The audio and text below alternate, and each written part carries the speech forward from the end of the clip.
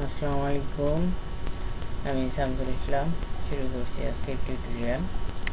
তো আমরা আজকে ডিজাইন করব এই লেখাটি কিভাবে গোল করে লেখা যায়, তো সেটাই দেখব আজকে। তো এটা লিখতে গেলে আমাদের প্রথমে ইলিশ টুল নিলাম। ইলিশ টুল দিয়ে কিবোর্ড থেকে শিফট চাপ দিয়ে ধরে টানবো, তাহলে আমাদের বৃত্তটা সুন্দর হবে, চতুর্দিকে সমান হবে।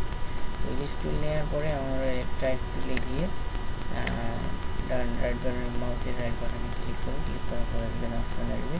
তো এখান থেকে নেব টাইপ অন পাথ টুল।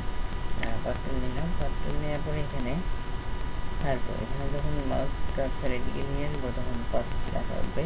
তো তখনই আমরা ক্লিক করবো এখানে। তো ক্লিক করলে এরকম হবে। তারপর আমরা লিখতে পারবো।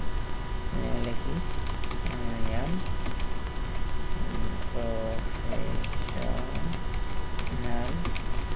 গ্রাফিক্স ডিজাইনার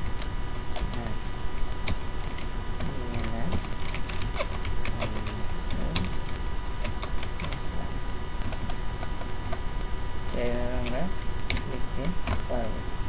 তো আমাদের গোল হয়ে গেল। তো এখন এই যে বাড়তি বাজে জিনিসগুলো আমরা ডিলিট করবো, সরাবো। তো তখন আমরা লেখাটিকে সিলেক্ট করবো। সিলেক্ট করার পর অবজেক্ট থেকে এক্সপ্যান্ড করবো। অবজেক্ট এক্সপ্যান্ড, এখানে কিছু করার দরকার নেই, জাস্ট ওকে। বাস, আমাদের ডিজাইন হয়ে গেল। এটা আমরা ছোট বড় করে নিতে পারবো,